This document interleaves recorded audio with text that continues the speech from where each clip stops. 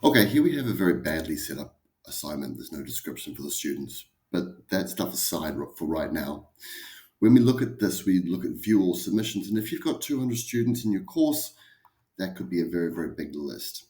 Okay, so if we go back to the settings of our assignment, bearing in mind that you haven't done an assignment yet in this course, and we come down to common module settings, we can change it to separate groups.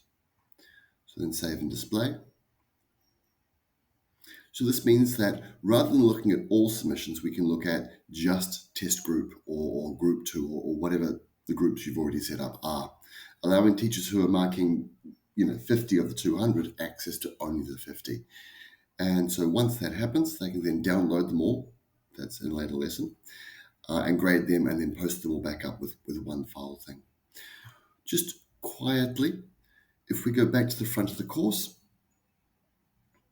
you can set up so that all of your resources are all automatically set up in separate groups if you want to. So under settings for the course, we come down to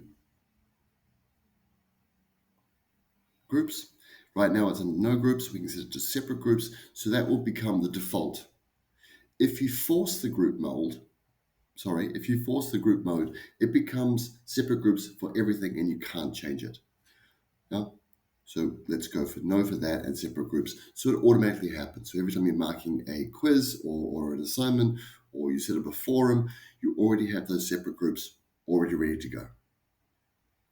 Hope that helps.